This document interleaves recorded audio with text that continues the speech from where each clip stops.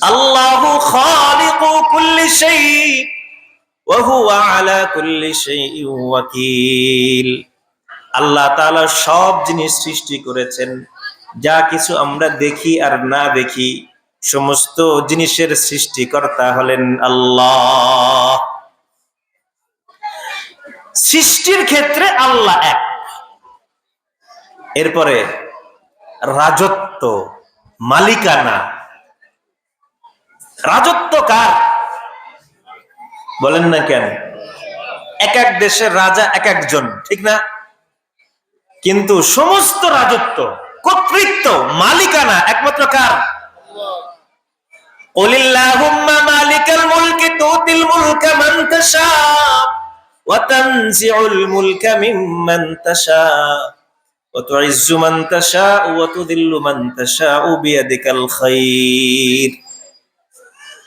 এই যে আজকে যে মানুষ নিজেকে মালিক দাবি করে, বাদশাহ দাবি করে, আল্লাহ তাআলা সুযোগ দিয়ে রেখেছেন, কাউকে কিচ্ছু বলেন না।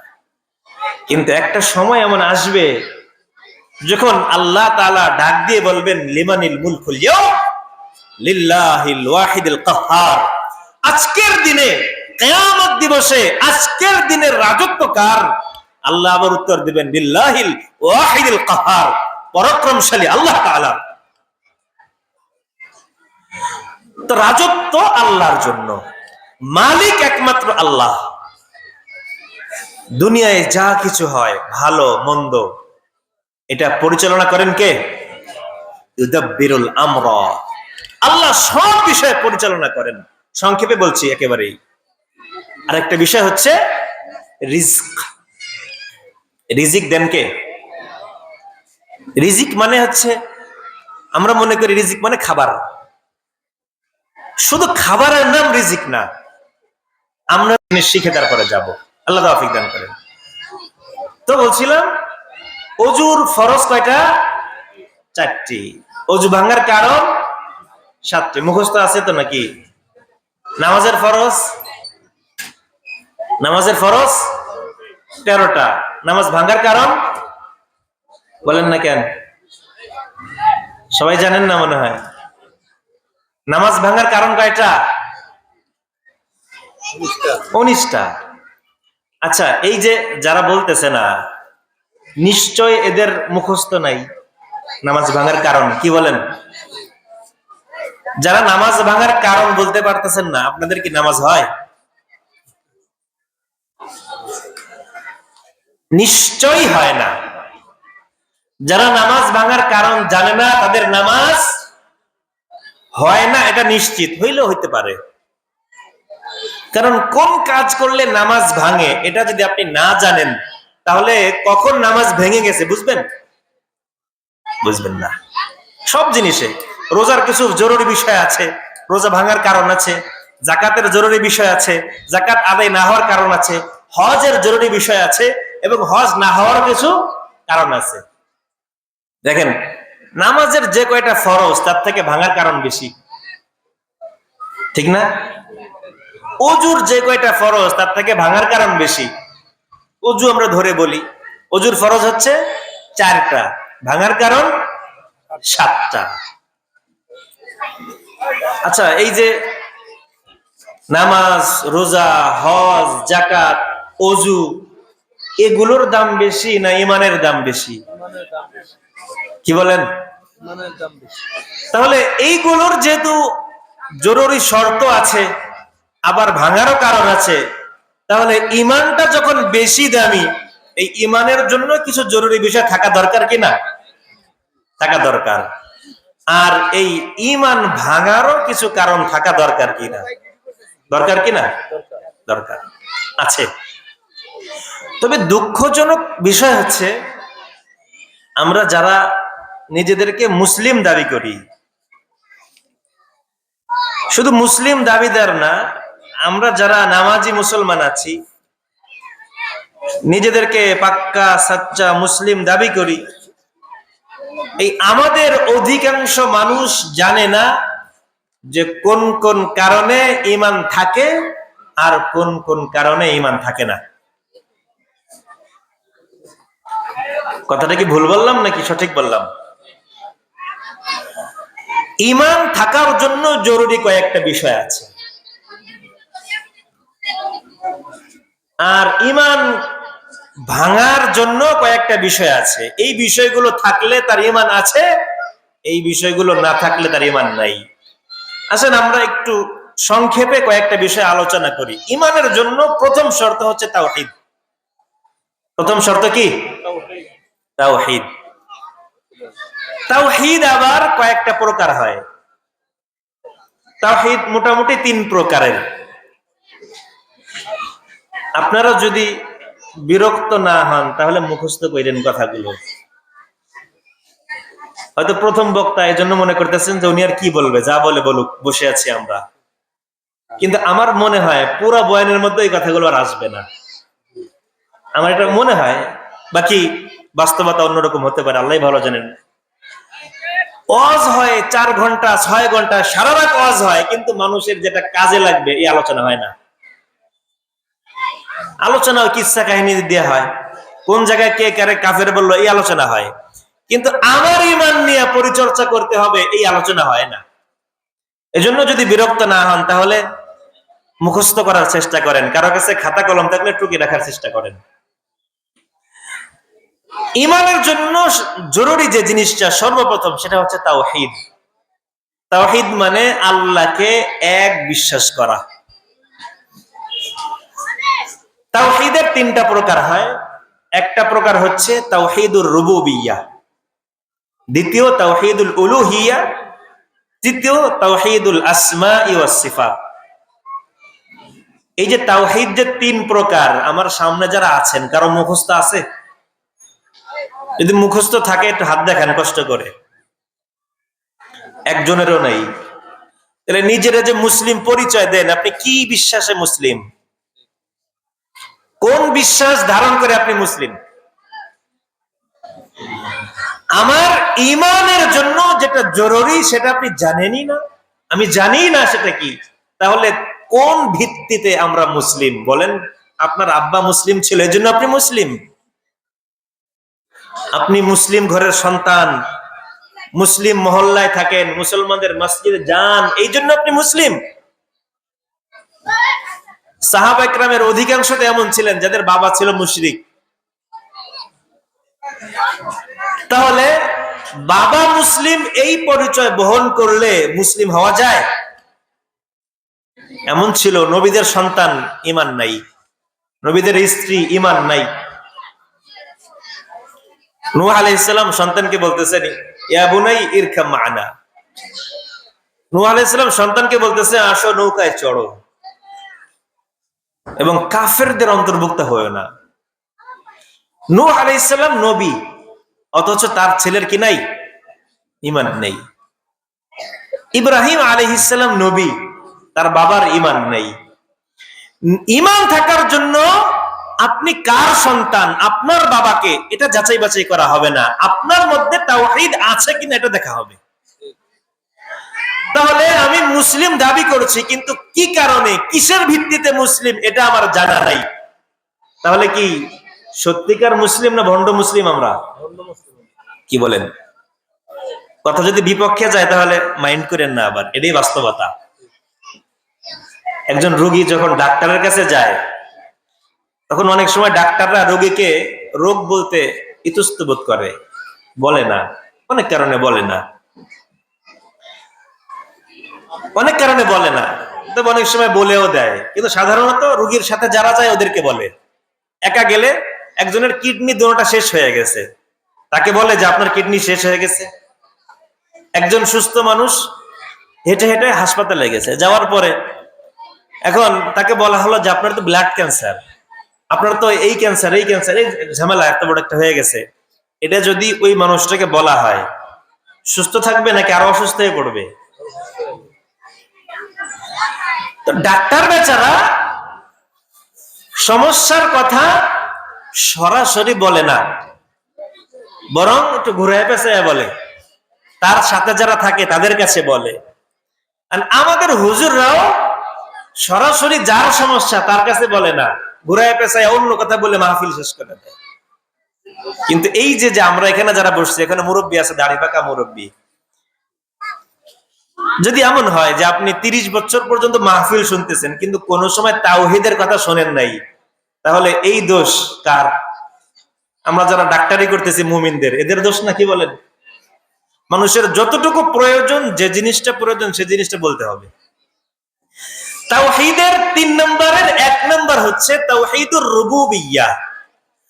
আমরা আল্লাহকে রব হিসাবে এক মানতে হবে। রব হিসাবে আল্লাহ এক। রব হিসাব বলতে আল্লাহ আমাদেরকে সৃষ্টি করেছেন। আমাদের সৃষ্টিকর্তা কে? আল্লাহ। ওয়ালা ইন সাআলতাহুম মান খালাকাস সামাওয়াতি ওয়াল আরদা লায়াকুলুন্না আল্লাহ। আল্লাহ বলেন মক্কার কাফেরদেরকে যদি আপনি জিজ্ঞাসা করেন আসমান জমিন সৃষ্টি করেছে কে, কাফেররা পর্যন্ত বলবে আসমান জমিন সৃষ্টি করেছেন আল্লাহ। আল্লাহ আবার বলেন ওয়ালা ইন সাআলতাহুম মান খালাকাহুম লায়াকুলুন্না আল্লাহ। আবার যদি প্রশ্ন করা হয় তোমাদেরকে কে সৃষ্টি করেছেন, তারা বলবে আমাদেরকে সৃষ্টি করেছেন আল্লাহ। দুনিয়ার যা কিছু আছে সব সৃষ্টি করেছেন কে? আমাদেরকে সৃষ্টি করেছেন কে? এই স্বীকারোক্তি যে আমরা দিলাম আল্লাহ সৃষ্টি করেছে, আমরা এই স্বীকারোক্তি দিয়ে যে মুসলমান হয়ে গেছি এরকম মনে করেন না। এই স্বীকারোক্তি কাফেররাও দিত। কারা দিত? মক্কার আবু জাহেল, উতবা, সাইবা, ওরাও এই স্বীকারোক্তি দিত যে সব সৃষ্টি করেছেন কে? যে সুস্থ হয়ে এখানে বসে আছি এটাও রিস্ক। আমরা যে যে পোশাক দিয়ে আমাদের লজ্জাস্থান ঢেকে রেখেছি এটাও রিস্ক। আমরা যে একটা স্বাধীন দেশের বাসিন্দা এটাও রিস্ক। আমরা যা কিছু খাই এটাও রিস্ক। সব কিছু হলো রিস্ক। আর এই রিজিকের মালিক একমাত্র কে? আল্লাহ। ওয়ামা মিন দাব্বাতিন ফিল আরদি ইল্লা আলাল্লাহি রিজকুহা। আসমান এবং জমিনের মধ্যে যত প্রাণী আছে সমস্ত প্রাণীকে খাওয়ানোর মালিক, রিজিক দেওয়ার মালিক একমাত্র আল্লাহ। রিজিকের মালিক একমাত্র আল্লাহকে মানতে হবে। যদি কোন ব্যক্তি, কোন মুসলমান, যদি আপনাদেরকে মনোযোগ আছে, কোন মুসলমান যদি এক আল্লাহকে রাজ্জাক মানে, রিজিক দেনেওয়ালা মানে, তাহলে ওই ব্যক্তি কাজের অজুহাত দিয়ে নামাজ ছাড়তে পারে না। কথাটা মানে বুঝেন নাই? অনেক মানুষ আছে না, হুজুর কাজে ব্যস্ত থাকি নামাজ পড়তে পারি না, এমন আছে।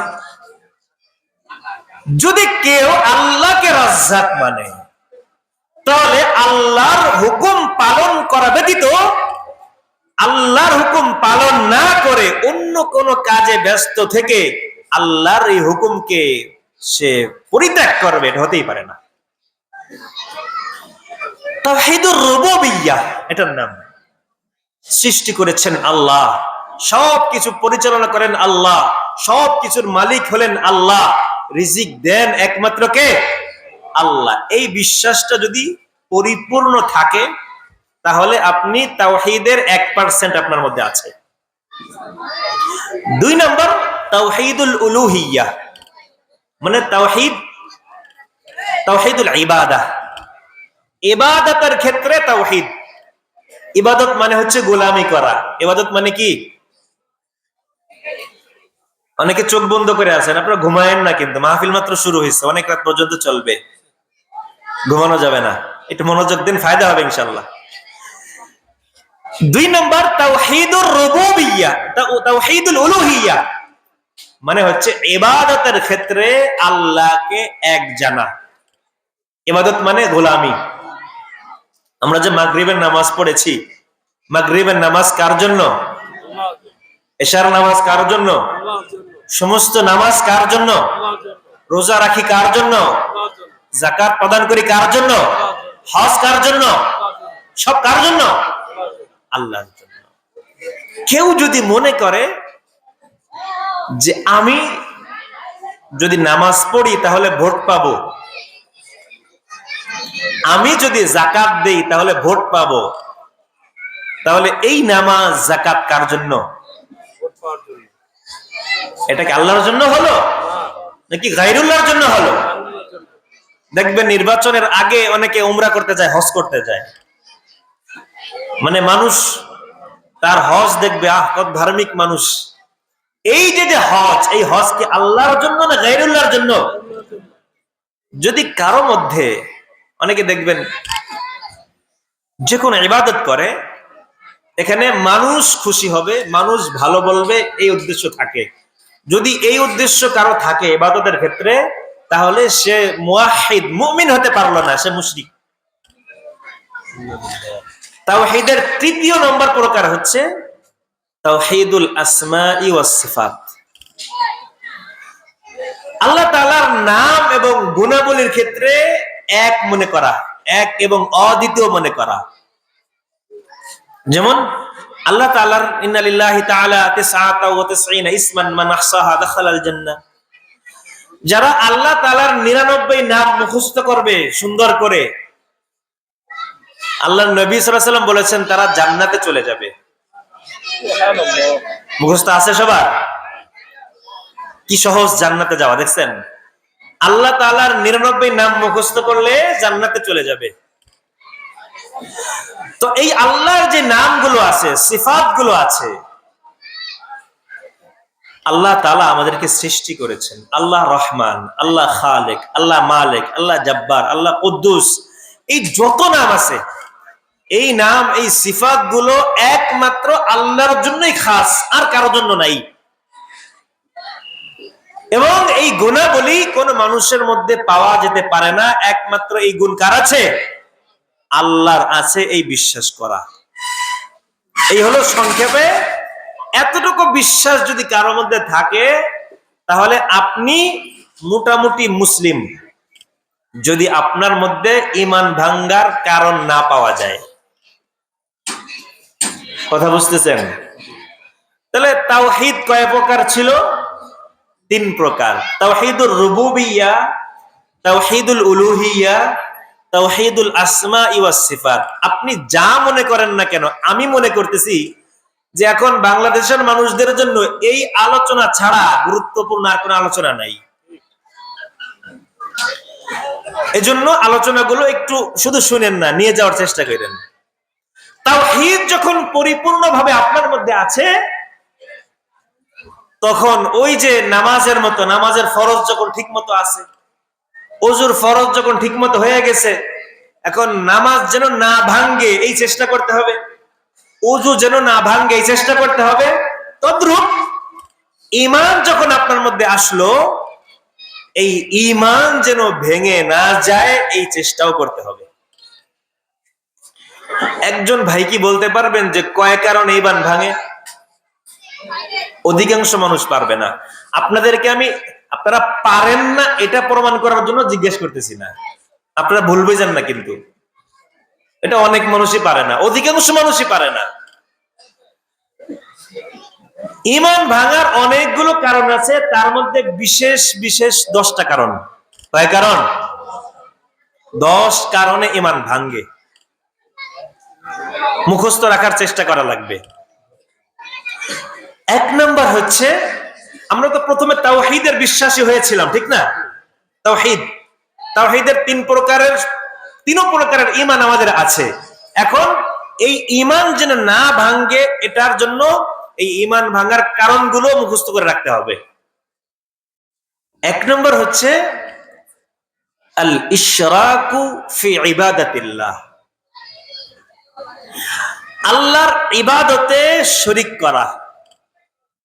আল্লাহর ইবাদতে শরীক করা মানে হচ্ছে, আমরা যে আল্লাহর গোলামি করি, নামাজ, রোজা, হজ, যাকাত, আরো যা কিছু আছে, সদকা দেই, যা কিছু করি, সমস্ত কাজের মধ্যে শুধুমাত্র আল্লাহর সন্তুষ্টি উদ্দেশ্য থাকতে হবে। যদি কোনো মানুষের খুশি হবে, মানুষের সন্তুষ্টি উদ্দেশ্য থাকে, আপনি শিরক করলেন। শিরক আবার অন্যভাবেও হয়। আপনি নামাজ রোজা সব আল্লাহর জন্যই করেন, ঠিক আছে, কিন্তু মাজারের মধ্যে গিয়ে আবার মান্যত করেন, আছে না নেই? মাজারে গিয়ে মানত করাও শিরক। আবার দেখা যাবে অনেক মানুষ গিয়ে মাজারে বাবার কাছে গিয়ে চায়। অনেকে আছে কবরের যে আছে শুয়ে আছে পীর সাহেব, তার কবরে গিয়ে সাজদা করে। এগুলো শিরক, ঈমান চলে যাবে। তাহলে ইবাদতের ক্ষেত্রে এক নম্বর হলো ইবাদতের ক্ষেত্রে আল্লাহর সাথে কাউকে শরীক করা। আল্লাহ তাআলার স্পষ্ট ঘোষণা হচ্ছে ইন্নাল্লাহ লা ইয়াগফিরু আন ইউশরাকা বিহি। আল্লাহর ঘোষণা হচ্ছে যে কেউ যদি আল্লাহর সাথে শিরিক করে এবং এই শিরিক থেকে তাওবা না করে দুনিয়া থেকে চলে যায়, আল্লাহ তাকে কখনোই ক্ষমা করবেন না। ইন্নাল্লাহ লা ইয়াগফিরু আন ইউশরাকা বিহি ওয়া ইয়াগফিরু মা দুনা যালিকা লিমান ইয়াশা। শিরিক ছাড়া অন্য গুনাহ আল্লাহ ইচ্ছা করলে মাফ করতে পারেন, কিন্তু শিরিকের গুনাহ আল্লাহ মাফ করবেন না। এই হলো ঈমান ভাঙার এক নম্বর কারণ। দুই নম্বর কারণ,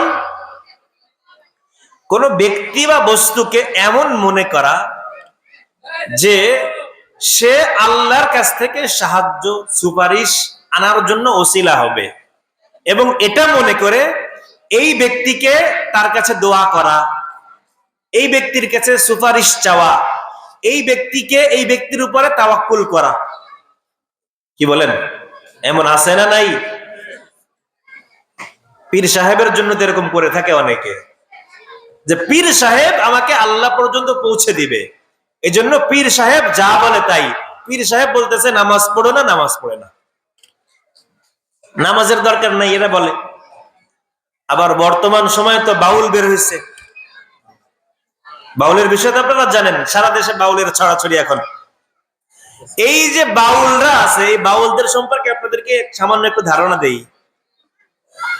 বাউলদেরকে অনেকে মুসলিম মনে করে থাকেন। কি বলেন? বাউলরা মুসলিম কিনা? অনেকে মনে করে থাকে বাউলরা মুসলিম, কিন্তু আসল কথা হচ্ছে বাউলরা মুসলিম না।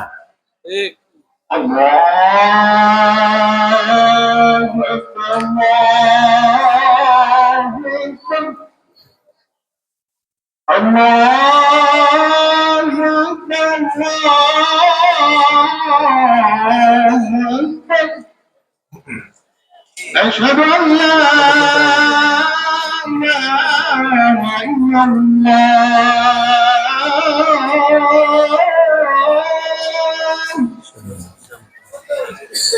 أشهد أن لا إله إلا الله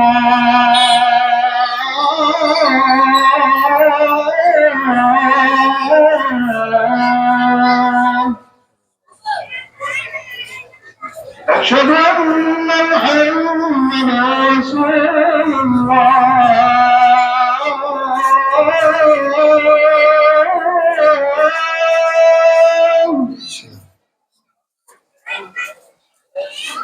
أشهد أن محمدا رسول الله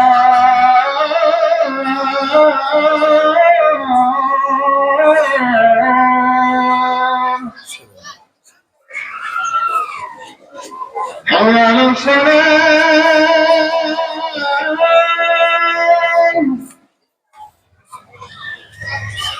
حي على الصلاة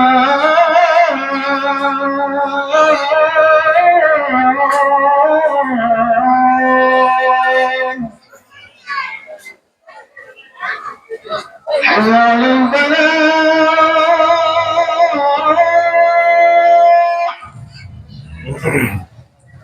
حي على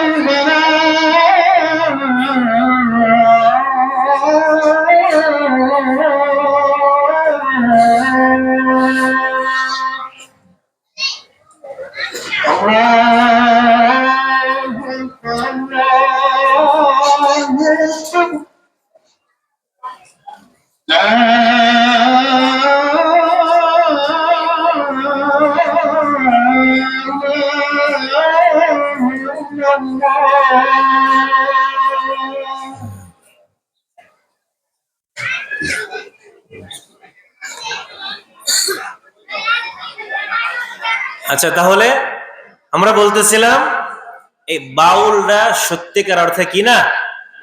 মুসলমান না। এটা কেমনে বললাম? অনেকে তো মনে করে থাকে এরা পীর, সুফি, দরবেশ, নিজেদেরকে পীর সুফি মানুষের মধ্যে প্রকাশ করে নিজেদের শয়তানি ডেকে রাখার জন্য।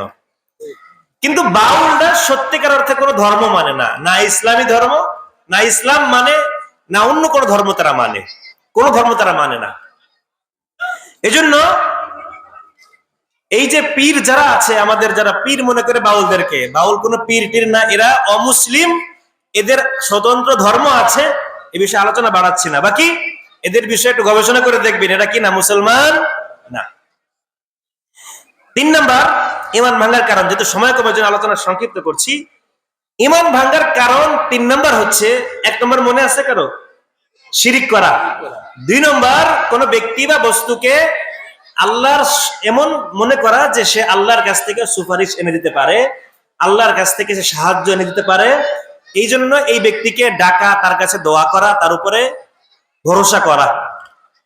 3 নাম্বার হচ্ছে কোন মুশরিককে মুশরিক মনে না করা, মুশরিককে মুশরিক মনে না করা, এটাও আপনার ঈমান ভাঙার কারণ হবে। এবং কেউ যদি এমন হয় যে সে মুশরিক ঠিক আছে, তবে সে সঠিক, আমি ঈমানদার, আমিও সঠিক, এরকম মনে করলেও ঈমান ভেঙে যায়। 4 নাম্বার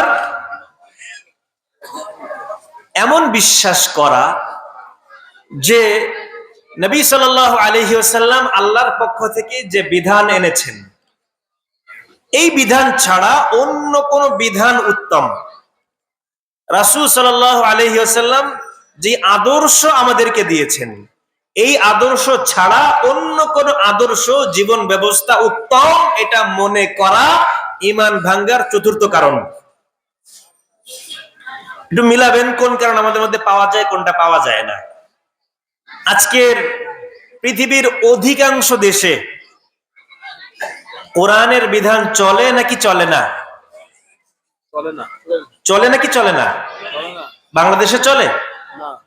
বরং বাংলাদেশে রাসূল সাল্লাল্লাহু আলাইহি ওয়াসাল্লাম যে বিধান আল্লাহর পক্ষ থেকে এনেছেন, এটাকে তো মানা হয়ই না, বরং এটার বিপরীতে আরেকটা জীবন ব্যবস্থা তৈরি করা হয়েছে। আছে না নাই? এটা ঈমান ভাঙার একটা কারণ। যদি কেউ মনে করে যে কোরআনের বিপরীতে এই যে সংবিধান, এটা সঠিক, তাহলে তার ঈমান নাই। আপনি অনেক বড় হুমড়া চুমড়া হইতে পারেন, অনেক বড় ক্ষমতাওয়ালা হইতে পারেন, কিন্তু কোরআনের বিপরীতে মানব রচিত সংবিধানকে সঠিক মনে করবেন, উত্তম মনে করবেন, আপনি আর যা কিছু হন না কেন, ঈমান আপনার নাই, আপনি মুমিন হতে পারবেন না। বিষয়গুলো বোঝার আছে, মনে রাখেন, কাজে লাগবে। দলিলে যাচ্ছি না, শুধুমাত্র কারণগুলো বলছি যেহেতু সময় কম। 5 নাম্বার, আল্লাহর নবী সাল্লাল্লাহু আলাইহি ওয়াসাল্লাম যত বিধান এনেছেন আল্লাহর পক্ষ থেকে, এই বিধানগুলোর যে কোনো একটা বিধান অপছন্দ করা। যে কোনো বিধান অপছন্দ করলে ঈমান ভেঙে যায়। আমরা অনেক বিধানকে অপছন্দ করি, এখানে খুলে খুলে কয়েকটা বলা যাবে। যেমন একটা হচ্ছে আমরা জিহাদের বিধানকে অপছন্দ করি, একটা। আরেকটা হচ্ছে যেটা একেবারে সাম্প্রতিক চলছে, যেটা একাধিক বিবাহকে আমরা অপছন্দ করি। করে কি করে না? এই যে অসপুরের যে মামুনুর রশিদ কাসেমি, উনাকে এমন দেখা যায় অনলাইনে লুচ্চা, বদমায়েশ এই ধরনের বলে গালিগালাজ করতেছে। উনার ব্যক্তিগত আমল, ব্যক্তিগত জায়গা আছে, কিন্তু উনি একাধিক বিবাহ করেন, বিবাহের প্রচলন করার চেষ্টা করতেছেন। এই জন্য যদি কেউ তাকে গালি দেয়, নিঃসন্দেহে তার ঈমান থাকবে না, সে কাফের হয়ে যাবে, মুরতাদ হয়ে যাবে। এই বিষয়টা বোঝার আছে। কিন্তু আপনারা দেখলেন যে আমার পছন্দ হচ্ছে না, এই জন্য যা তা বলে ফেললেন, শুধুমাত্র একাধিক বিবাহের কথা বলে, এই জন্য তাকে গালি দিলে আপনার ঈমান থাকবে না। 6 নম্বর ঈমান ভাঙার কারণ, শরীয়তের কোন বিষয়, দ্বীনের কোন বিষয়কে ঠাট্টা করা। কোন বিষয়কে ঠাট্টা করা, এটা অনেক দেখা যায়। যেমন একটা যুবক ছেলে 15, 16, 20 বছরের একটা ছেলে, সে যদি দাড়ি রাখে দেখবেন ঠাট্টা করে, কিরে মোল্লা জঙ্গি বলে, কি বলে না? মেয়েরা, ছোট ছোট মেয়েরা 12, 13, 14, 15, 16, 20 বছরের মেয়েরা যদি পর্দা করে, জঙ্গি বলে, মোল্লা বলে, জঙ্গি বলে, গালি দেয়। এই যে ঠাট্টা বিদ্রুপ করছে, এবং অনেক সময় দেখা যায় ওলামায়ে কেরামকে নিয়ে মানুষ ঠাট্টা করে, এদেরকে খ্যাত বলে, এই বলে, সেই বলে। শরীয়তের কোন বিষয় নিয়ে কেউ যদি ঠাট্টা করে তাহলে তার ঈমান থাকবে না নিশ্চিত। এই বিষয়গুলো কি আমাদের মধ্যে পাওয়া যায় কি পাওয়া যায় না? অহরহ পাওয়া যাচ্ছে। 7 নাম্বার, জাদু। জাদুর প্রভাব অনেক বেশি সমাজে। জাদু, এটা আপনারা যদি ব্ল্যাক ম্যাজিক বলেন তাহলে অনেকে বুঝবে। ব্ল্যাক ম্যাজিক, ব্ল্যাক ম্যাজিকের মাধ্যমে কাউকে বশ করা, কারো ক্ষতি করা। আবার অনেকে বুঝবেন যে বান মারে না, বান মারা, এটাও জাদু। যদি কোনো ব্যক্তি নিজে জাদুর সাথে সম্পৃক্ত হয়, নিজে জাদু করে, সে কাফের। যদি কোনো ব্যক্তি অন্যকে দিয়ে জাদু করায়, সেও কাফের। কেউ যদি জাদুর বিষয়টা পছন্দ করে, সেও কাফের। কথা বুঝতেছেন আপনারা? এই যে এই সব বিষয় যদি একত্রিত করেন তাহলে আমাদের মধ্যে মুসলমান কয়জন? হিসাব করছেন? এটা বেশি আলোচনা করা দরকার না? এটা তো প্রতিদিন অন্তত একবার করে মুযাকারা করা দরকার এই বিষয়গুলো, ইমান বাঁচানোর জন্য হলেও। 8 নাম্বার, মুশরিকদের পক্ষ অবলম্বন করা এবং মুসলমানদের বিরুদ্ধে মুশরিকদেরকে সহযোগিতা করা। এটা ঈমান ভাঙার একটা কারণ। কোথার কথা? এই যে এই বাউলরা, এরা মুশরিক। বাউলরা কি? মুশরিক। নিঃসন্দেহে বাউলরা মুশরিক। আল্লাহকে গালি দিচ্ছে, নবীকে গালি দিচ্ছে, কোরআন সম্পর্কে যা তা বলছে, এবং এরা আবার এদের যে আস্তানা আছে এখানে সাজদা করে মানুষকে, এদের পীরকে সাজদা করে। এরা নিঃসন্দেহে মুশরিক। এই মুশরিকদের পক্ষ নিয়ে অনেক রাম বামরা আবার দেখবেন মিছিলও করে। আবার অনেক রাজনৈতিক দল এদের পক্ষে স্ট্যাটাস দেয়, দেয় কি দেয় না? যারাই যে কোনো অবস্থায় এই মুশরিকদের পক্ষ অবলম্বন করবে, ওরাও মুশরিক। নিঃসন্দেহে ওরাও মুশরিক। আবার মুসলমানদের বিরুদ্ধে কোন মুশরিককে সহযোগিতা করা, এটাও ঈমান ভাঙার কারণ। তার মানে আমরা যদি স্পষ্ট করে বলি, আমরা দেখেছি যে আফগানিস্তানে মুজাহিদদের বিরুদ্ধে পাকিস্তানি সেনাবাহিনী সরাসরি আমেরিকাকে সহযোগিতা করেছে। আপনারা জানেন কিনা? আফগানিস্তানের মুজাহিদ মুসলমানদের বিরুদ্ধে সাধারণ লক্ষ লক্ষ মানুষ মেরেছে আমেরিকা। এই মুসলমানদের বিরুদ্ধে পাকিস্তানি সেনাবাহিনী সরাসরি আমেরিকাকে সহযোগিতা করেছে। তাহলে কোন মুসলমানের বিপক্ষে মুশরিককে সহযোগিতা করা ঈমান ভাঙার কারণ। যদি পাকিস্তান কেন, বাংলাদেশের সেনাবাহিনীর যদিও পাওয়া যায়, সেনাবাহিনী বাদ দেন, পুলিশ প্রশাসন যা বলেন, আমাদের মধ্যেও যদি পাওয়া যায় যে দেখা যায় অনেক জায়গায় একজন মুসলিম মেয়েকে অপহরণ করার জন্য, ধর্ষণ করার জন্য হিন্দু ইসকনদেরকে সহযোগিতা করে মুসলমানরা, আছে না নাই? অনেক জায়গায় দেখবেন ইসকনের একটা এজেন্ডা হচ্ছে ওরা এই দেশকে অখণ্ড ভারতের যে একটা অংশ সেটা তারা বাস্তবায়ন করবে। এটার জন্য তারা মুসলিম মা বোনদেরকে ধর্ষণ করছে যে যেভাবে পারছে। ভাগওয়াল আপনারা জানেন, আলোচনার দিকে যাচ্ছি না।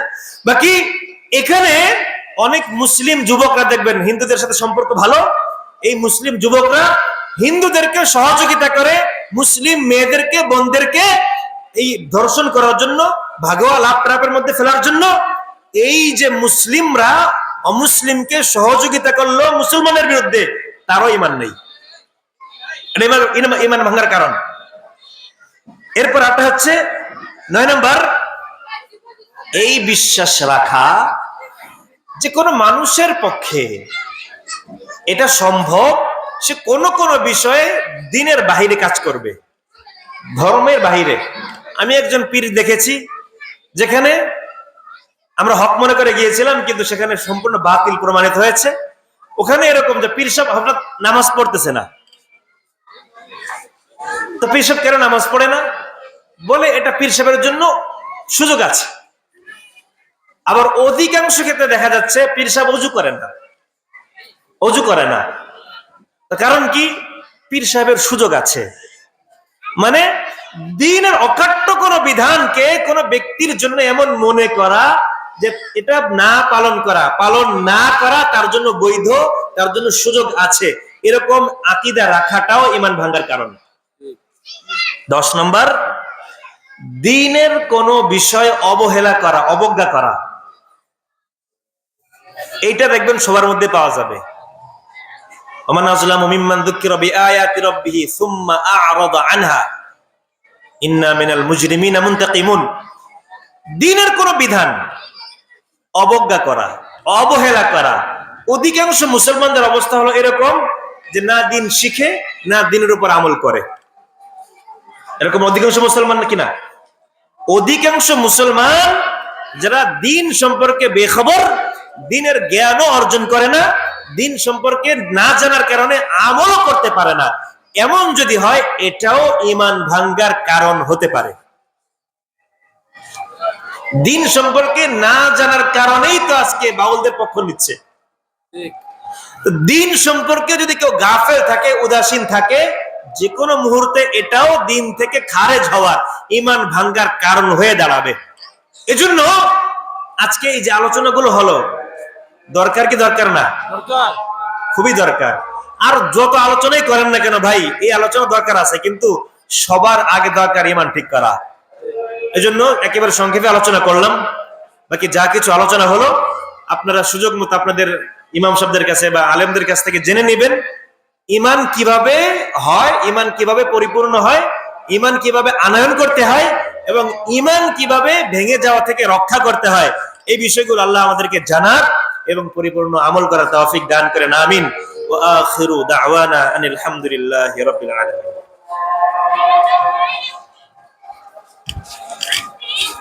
জাযাকাল্লাহ।